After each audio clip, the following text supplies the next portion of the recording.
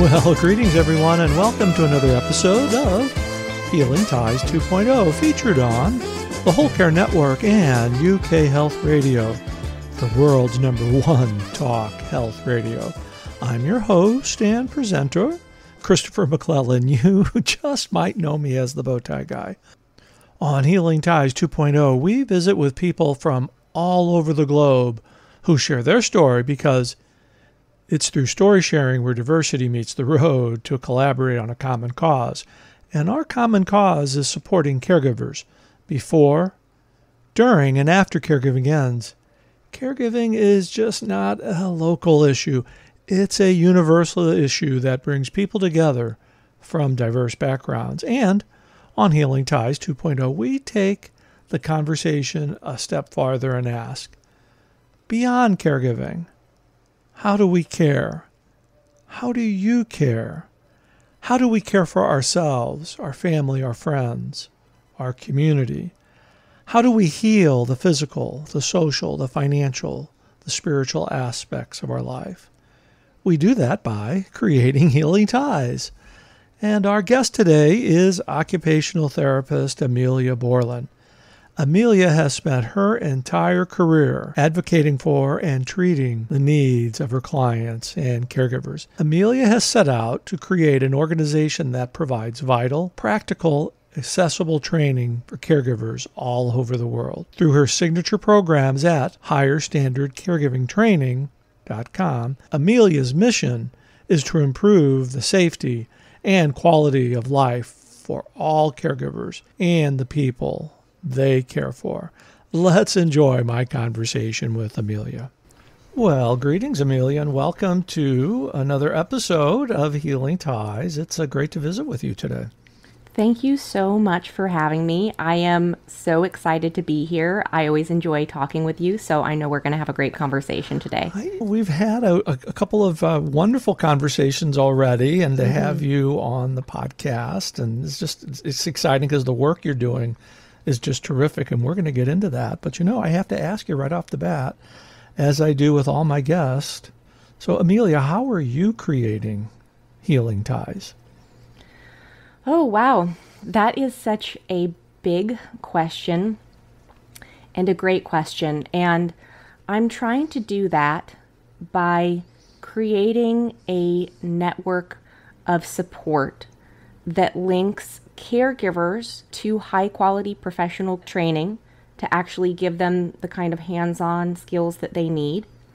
But beyond that, also really fosters a sense of community amongst those caregivers, because it can be a very isolating and lonely experience, unfortunately, a lot of the time, to let them know that they are not alone in their experience and that they do have support and backers. But even beyond that, as an occupational therapist, it's not just my job to teach people how to do things. It's also my job to help people find ways to bring meaning and quality to their lives through the things that they do. And of course, caregiving is many things beyond just a series of acts that you perform for another person. Especially if you're caring for a loved one, there are a lot of meaning in those acts. And so it's not just about do this way. It's about how do we help these caregivers and the people that they're caring for maintain meaning in their relationship and in their quality of life through this shared process, because it is a shared process. Very much so. And I think we often lose sight that caregiving is emotional. Mm-hmm. And it happens, as my listeners know, I'm prone to say it happens instantaneously because of an unfortunate accident or an untimely diagnosis, and we're thrust into these roles, and oftentimes without a lot of knowledge, but a lot of will to be able to care. Mm-hmm. Yeah, it's not something that we make a plan to do. We make plans for lots of things in our life, but very rarely do we plan for things to go wrong. And certainly we don't really make plans to be caregivers, even though the fact is, as you and I have discussed before, in the course of our lives, most of us will become caregivers in some way, shape, Right. or form at some point in time. But it can be a very scary and shocking and intimidating experience, certainly when you're just sort of thrust into it without any expectation that it's going to happen. Now, as an occupational therapist, I just think this is so fascinating because I've always been on the other side of occupational therapy. I've not, and I've, with my partner, I've taken him to occupational therapy. And to talk to somebody who's, well, a professional, it's a great honor because it's something that's so important for caregivers and their care partners to experience. Can you talk a little bit about your practice and what you do? Yeah, so I'll give a general overview of occupational therapy to start because it's not necessarily a well understood profession, and I'll Right. try to keep that brief. And then I'll talk a little bit about how I am using occupational therapy to help empower caregivers. So occupational therapy, first of all, doesn't necessarily have anything to do with a job. Occupational therapists define occupation very broadly as the things that we want to do, need to do, and have to do in our lives in order to live meaningful, high quality of lives. So those can be big things like the jobs that we do for a living, but it can also be the things that we do for leisure or for fun, all the way down to the most basic of self-care tasks, like how we bathe ourselves, Right. dress ourselves, toilet, pretty much anything you can think of, even sleep. We even address sleep because we all know how important that is. And Oh, goodness. I mean, the caregiver is almost most of all, right? Because if you are a caregiver, there's a good chance you might not get enough sleep. Yeah, because most caregivers nights. know how to sleep with one eye open. Oh, right, which is a tough way to operate and exist for a long period of time. But so as an occupational therapist, I've worked with caregivers on an individual level throughout my career, walking into hospital rooms, rehabs, people's individual homes, and helping caregivers and of course the people that they're caring for navigate the situation through, direct rehab services to the person that is being cared for, but also helping to train those caregivers in safer, easier ways that they can help provide assistance or care to the person they're caring for. And in addition, really to help the person they're caring for to become active participants in that care. That's something that's very important. However that active participation looks, it can look really different for different people, but we want to have people be participants as much as possible, and that can be a great relief for caregivers as well. But I have always had a sense that I wanted to be able to reach a broader population of people, more than just helping one at a time, and that I needed to find a way to do that. And I sort of stumbled upon this idea that actually the education that I provide to caregivers could be distributed in a more efficient way so as to be able to impact a broader number of people. And that also by doing that, I could help create a real community of folks to help connect caregivers and help create, at least for some people, a change of culture in the way that we address caregivers and caregiving, and giving them the support that they need, the skills they need, the respect that they deserve, etc. So I built a program basically that allows caregivers to access education and training both on demand and also in live formats. So it's really fun. Actually, I log on with all the caregivers all together in a virtual format. What you and I are doing right now. Like we're doing right now. Right, right. Where were you 10 years ago when I was in the middle of my caregiving for Richard? I needed that. I needed that virtual program that I can connect to. Oh, well, I wish I had been around then. I think about that all the time, that like I wish I would have started this earlier, but it's one of those things that sometimes we all go through our own journey to get where we have to be, and it takes a certain level of experience and maturity and just being able to think about how things are done in a different way. And it just took me a certain amount of time to get there. But so that's kind of what I do. And I could talk about occupational therapy all day long, but I don't want to. I don't want to bore anyone, but it's a fabulous profession, and there are OTs out there working for everyone all the time. But that profession is what led you into doing what you're doing today. Absolutely, absolutely. Yeah, we have this idea in occupational therapy of occupational justice, and that gets down to the idea of trying to help people who have limited access to occupational opportunities achieve access to those things. And that's sort of one of the primary tenets that inspired me to go about helping increasing caregiver access to high quality education and training and community support, because there are so many occupations that caregivers fill, and it's a huge role that they've stepped into, and it's so difficult traditionally for them to access the kind of professional trained support that they need, that I just thought there has to be a better way. And I think you're a proponent, I think I know this, but I would not, that you're a proponent that caregivers are really the backbone of the healthcare system. Absolutely. Absolutely. And hopefully this doesn't put any more stress or pressure on any caregivers. They've got broad shoulders. They have broad shoulders. And they probably know already because they feel that way. Yeah. Ultimately, probably the person who has the biggest impact on the health and well-being of the person being cared for is their primary caregiver at home. Right. Mm-hmm. That's the person who's with them. That's the person who knows them best, who notices things, and the skills and ability and knowledge and the respect that we give to that person will define, their ability to effectively care for and advocate for the needs of the person that they're caring for. So, we can see this in really concrete ways. If we give a caregiver the appropriate training on how to prevent things like urinary tract infections. Oh, goodness. How big is that? Oh, that is huge. It's huge. It's huge. And we can prevent a lot of those through education on proper toileting, positioning, management of where the drainage bag on the catheter goes, all that stuff. We can prevent a lot of those things just by arming people with education. With knowledge, because what often happens, and I say this in all kindness, to discharge agents at the hospital, is, they're dealing with a number of discharges at a time.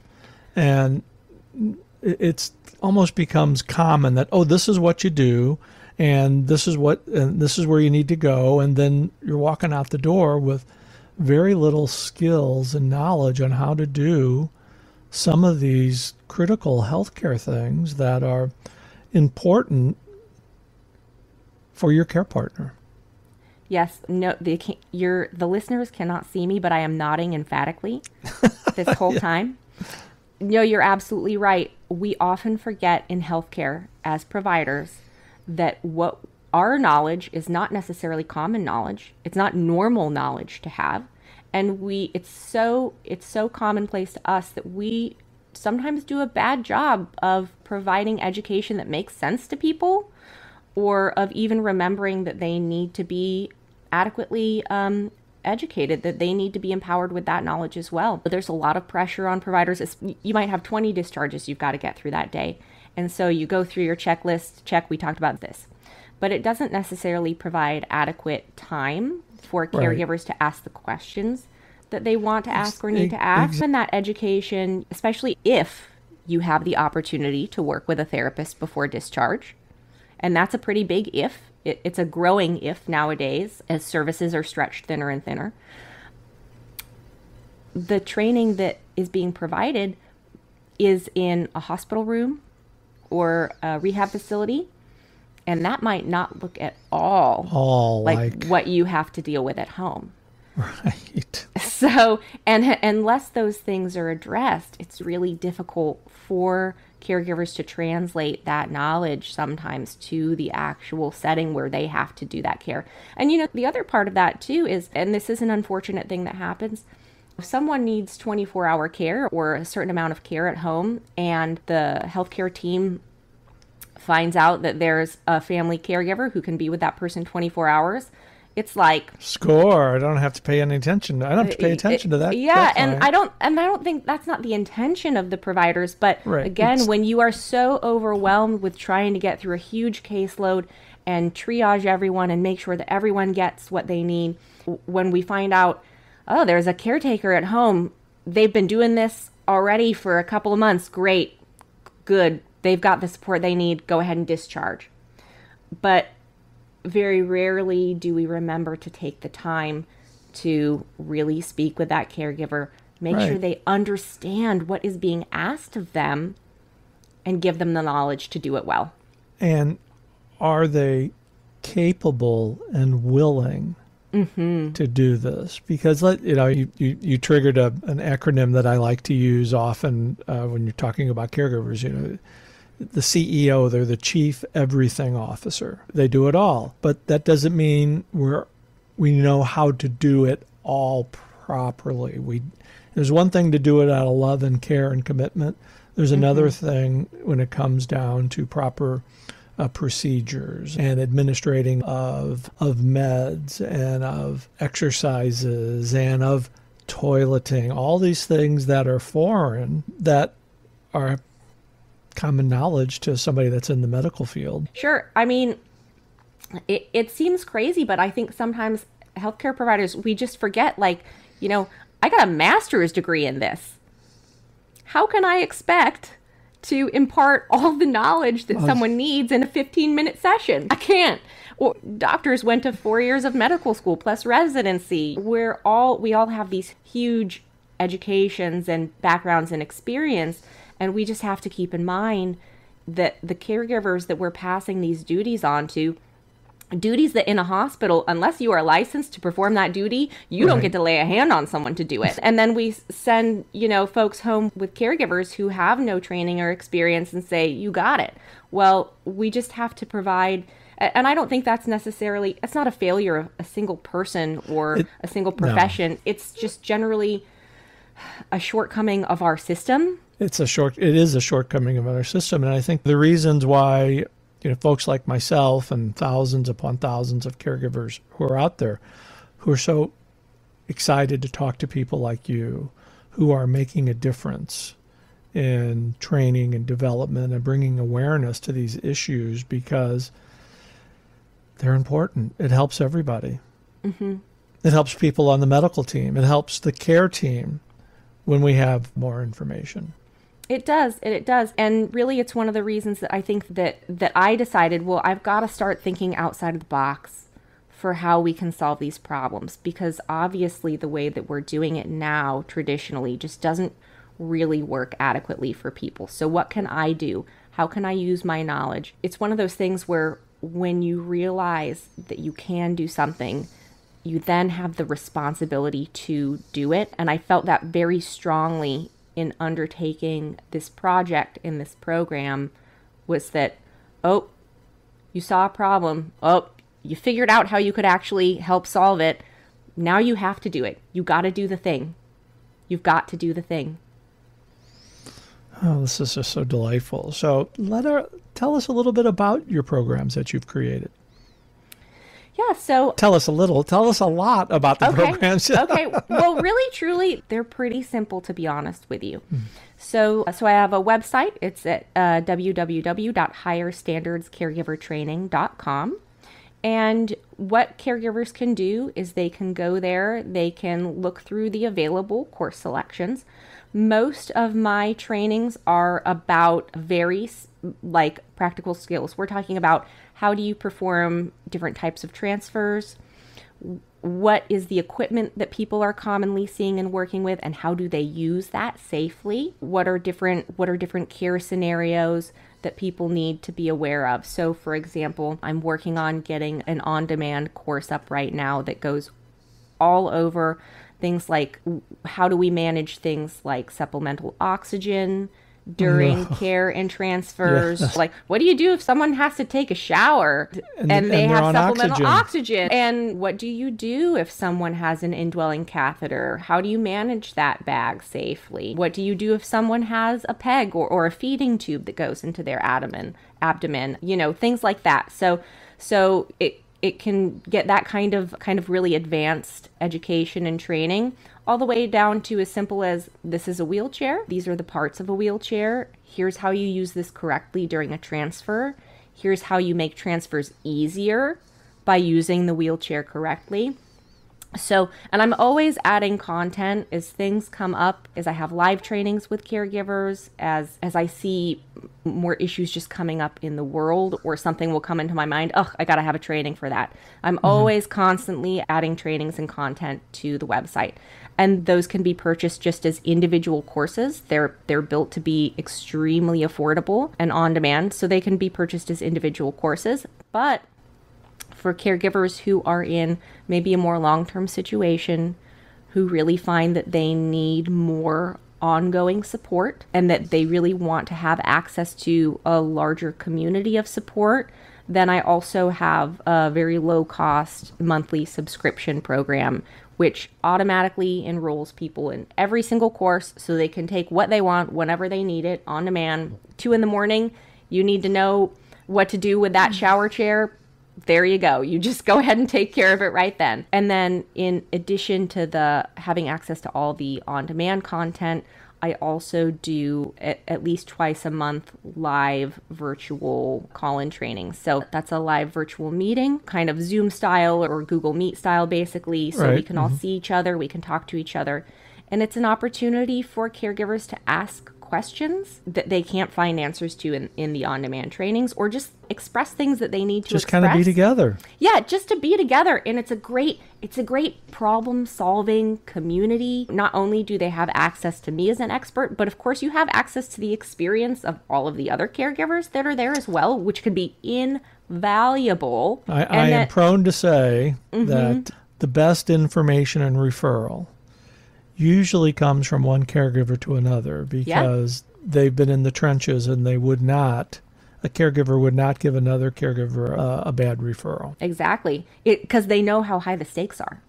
Exactly. Very much so. Very high. And then in addition with that, people also get access to just an online chat forum, so they can post things, questions, get answers, and again, have that kind of community support. So there's really kind of an entry level or support level for everyone, depending on what their needs are. There's something for everybody. And it really is, it's as simple as that, honestly, because caregivers don't have time for a bunch of complicated stuff. They don't have time for it, and that's what we're all trying to do, is to give out as much pertinent information as we can, because caregivers don't have the time.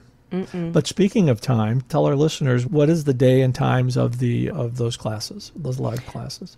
So they actually vary, and I have them on a varied schedule, and the reason is because caregivers don't always have set exact That is brilliant. Well, it's just the reality of the situation. If I say every Wednesday at 8, I'm going to have a live training, I mean, there's a good chunk of people who will never be able to make that.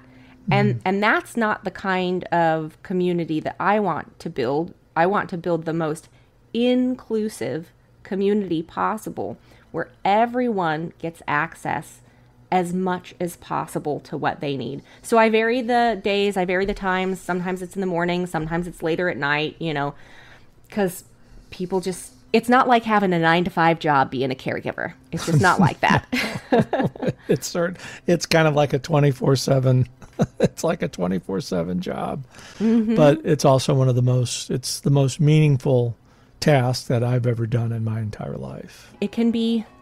It's one of those jobs that has a really interesting dichotomy to it. It can be incredibly challenging, incredibly frustrating, incredibly lonely, but at the same time, so deeply meaningful when we find ways to do it that can bring meaning and care and love and respect for all of the people involved in the caregiving relationship. There's no greater honor bestowed on us than to be entrusted with the care of another human being. Agreed. Especially at the time when life transitions. There's nothing more meaningful. But in order to get there, we need folks like yourself who are sharing their expertise and knowledge to help make the journey a little bit better. You know, I'm always full of stories. My listeners know that I like to share stories, especially about Richard. And there's one thing that hit home with me. You were talking about the shower. And one of this is just a week before he died, but it really hit home with me because I put him in the shower. And he'd been struggling for a couple of weeks. And then I noticed bed sores. And that's when I realized this was far beyond my expertise. And even though we had help coming in, I did not know how to handle. I mean, I could read about what you needed to do, but I recognized at that point that this was out of my level of expertise. And I think the message there for every caregiver is, and I don't mean to be flippant in here, our caregiving capes are limited. There's things we can do and things that we can't do. Just recognize your limitations and know that asking for help is not a sign of weakness, but a sign of strength. Absolutely. Absolutely. And this is something that I know I have struggled with personally in my own life. I am someone who struggles asking for help. And when I finally learned to say, I don't know and I need help, it was like the greatest burden was lifted from my shoulders. It was a burden, of course, that I had placed there by thinking that I had to know everything and do everything. And I think so often that burden is one that caregivers have placed on them. I don't know if unwillingly is the right word, but without choice. Well, right. It often comes without choice. And some people are able to take that and run with it. Some people walk away from it. But oftentimes it's not a choice. And oftentimes caregivers are taking care of people that they have some issues with, whether it's a parent or a spouse or a sibling. And it's important to learn those skills to put those issues aside if possible and care in the midst of care. But it's not even as gratifying as it is. It's not easy. No, it's not. And as you said, relationships are complicated. Right. Any relationship is complicated. Throwing the role of caregiver or caregivee into a relationship can significantly increase how complicated a relationship is or becomes. And I think your point about understanding, for caregivers, understanding the emotional boundaries that they have, the mental boundaries that they have, and the physical boundaries that they have, knowing what those are, and then helping to find the resources to support within those boundaries, if that kind of makes sense. Makes perfect sense. Oh, good goodness. What a delightful conversation, Emilia, we're having. This is just wonderful. Likewise. Can we do this every day? I think we should. I want to come to one of your groups. I would love that. I would love to do that. We could certainly do it, because this is all about collaboration. Yeah, absolutely. It's all about sharing information and stories and connecting people. That's what we kind of do best here. So, but I think this is probably a good time for us to take our break. And, I got to put you on the spot, Emilia. Uh-oh. With all my guests, not only do I ask them how they're creating healing ties, I want to come back from the break and learn one fun fact about you that all of our listeners are on the edge of their seats wanting to know about, okay? Okay, I'll do my best to make it entertaining. Okay, you're listening to Healing Ties 2.0. We'll be right back.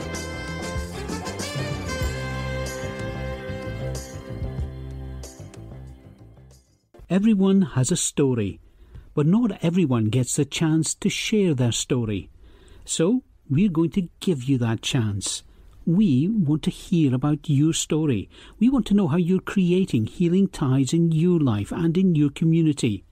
Email the bow tie guy at healingties.com and indicate if you'd like to be a guest on the show in order to tell your story. To your health, happiness and prosperity. Coming up next week on Healing Ties. We say people who are experiencing dementia experience personality changes and they become really difficult to work with, and combative behaviors. One of the symptoms. Yeah.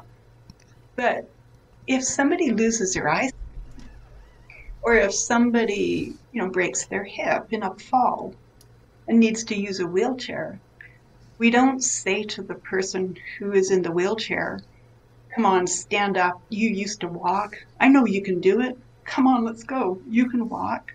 We don't say to the person who lost eyesight, we don't say, well, look, I'll point your eyes, I'll point your head in the right direction, and you just follow my finger. You can see it. I know you used to do it. And yet when somebody loses rational thinking and they lose the ability to use reasoning, we say to them, oh, come on, Mom. Yeah. You need to do this and this. It's important because of this. It's important. You must not do that because this will happen and that will happen. And when we do that, all they can hear is just accusation because there's no reasoning skills. There's no reasoning skills. So what's wrong with us? We're the ones that are crazy. We think they can care. If we just give the reasons, they'll understand, suddenly reclaim and get reasoning skills again. Hi, I'm Judy Cornish. Join me next week as I talk with Chris on Healing Ties, as we talk about the Dawn Method and all things related to dementia and Alzheimer's.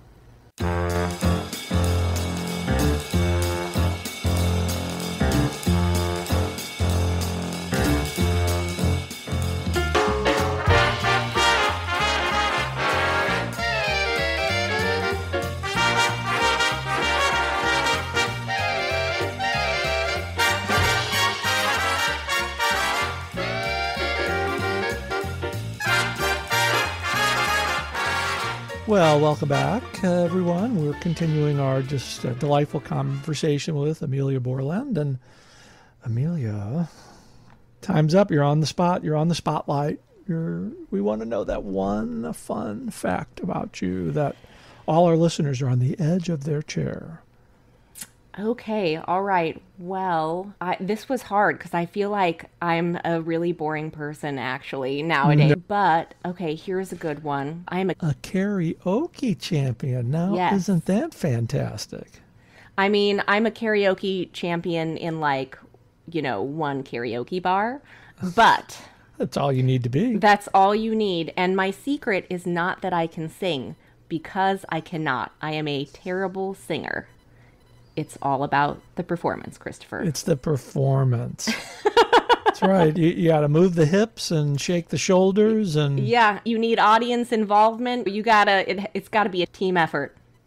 So tell me some of your favorite songs that you do in karaoke. Oh, my number one is "Livin' on a Prayer" by Bon Jovi. Oh, goodness. That is a great song. Oh, it's one of the best karaoke songs of all time, and it's a real crowd pleaser, which is key in karaoke. Let's see. I can't remember the name of the song right now, but there was this band when I was in college called The Darkness, and it was like a throwback to 80s hair band rock. Mm-hmm. Oh, what was their song? Oh, okay. They have this song called, I don't know if this is the actual name because I'm terrible with song names, but I Believe in a Thing Called Love. That is a great karaoke jam. I've tried to do karaoke, but I just can't. The mind's there, but the body just doesn't want it. You know what? There's nothing more liberating than a good round of karaoke. Just really going for it, even if you're terrible. It's almost as good for your motivation as running a marathon, which I'm not suggesting to everyone that they should necessarily run a marathon. But it's one of those things you do it, and whether you make it through or you fail miserably, you're like, okay, I tried that and I survived. And then you can do anything. I tried it and I survived. So I guess we're just going to have to do a karaoke Caregivers night. Oh my gosh, that's the best idea I've ever heard. And we so can do good. it virtually. We don't have to be Yes. in the same. But how fun would that be? That would be so fun. Karaoke caregiving. It should be a regular thing that we do. Well, I think we've just created a fun event for us to do. I'm and so we can excited. include all our listeners. That sounds Karaoke amazing. caregiving. Perfect. Now I have another thing to think about. And That's just what both of us needed, isn't it? just you need one more thing another on your... thing to think about. But how much fun that would be. I'm already picking out people that I can invite to this. It's going to be good. It's going to be the party of the century. We'll need a DJ. We will. I don't know any DJs. Do you? I have two people in mind right off the top of Perfect. Perfect. and one of them was a recent guest, Christina Best. She won't mind me mentioning her name. She's kind of like you. She's a karaoke. What's the right word? I was going to say king, but that's not appropriate. But she's very big into karaoke, and she's got the DJ too. So to me, see, when you share information, what do you learn about people? Yeah, that's true. Yeah, karaoke is one of the things that I have missed during COVID. I tell you what, not being able to go out and do some. It's high on my list of to-dos once the shenanigans are... Once the shenanigans are over. Yeah, that's the nicest way to say it. That's a code word for COVID-19. So. Yep. Goodness. See, and all about sharing information, this is a great time for you to share all your information about how our listeners can contact you and find all that terrific information and services that you're providing for caregivers. Yeah, so there are lots of different ways that folks can find me and follow me and contact me. Obviously, they can reach out over the website, and that is www.higherstandardscaregivertraining.com. Folks can also follow me on YouTube. I have a new YouTube channel. So if you go to YouTube and search Higher Standards Caregiver Training, my channel should pop up. You can follow me on TikTok. If you search for TikTok, I know. TikTok. I haven't ventured into TikTok. Now, there's a karaoke outlet for... Oh, that could be really fun. We could do a TikTok caregiver challenge, karaoke challenge. Okay, so you can find me on TikTok at Higher Standards Caregiver. Higher Standards Caregiving. You can find me on LinkedIn at Higher Standards Caregiver Training. So it's higher-standards-caregiver-training. And of course, you can follow me on Facebook, and that's at the @ Higher Standards Caregiver Training. So there's a theme there. There's a common theme there. It's Higher Standards Caregiver Training. In all of those platforms. You got it all covered. That's terrific. Yeah. You know, Emilia, with the great work that you're doing, you're certainly someone who's creating healing ties all around us. I can't thank you for sharing your wisdom and knowledge with all of our listeners today, and I'm going to be looking forward to that karaoke night. Oh, me too. And thank you so much for having me. It's such a great privilege. It's always a great privilege to be allowed into such an important part of someone's life, especially when a lot of times if I show up, it's because maybe everything isn't going the way that people are expecting it to. And I recognize that. And it's a great privilege to be allowed to be a part of that and to play any sort of role in supporting that at all. So thank you so much for having me here. I'm just so delighted to talk to you as always, and so very privileged to speak to your listeners. It's my pleasure, and I'm sure this isn't our last conversation. I hope not. I know this isn't our last time chatting, Emilia, because I am so impressed with the great work that you are doing for caregivers, and the training program that you have put together is just simply fantastic. And I encourage all of our listeners to visit Emilia's website, higherstandardscaregivertraining.com. Emilia offers a variety of individual and family caregiving training programs that will definitely fit your needs. And that does it for this episode of Healing Ties, featured on the Whole Care Network and UK Health Radio, the world's #1 talk health radio. And if you'd like to share your story on Healing Ties, email me direct at the Bowtie Guy at healingties.com. We would love to share your story on our network. One final note, please subscribe to Healing Ties wherever you listen to your favorite podcast. I'm your host, Christopher McClellan. You might know me as the Bowtie Guy. I've created a life to love after caregiving ends by being with awesome people like you. We'll see you for another episode of Healing Ties real soon. Bye for now.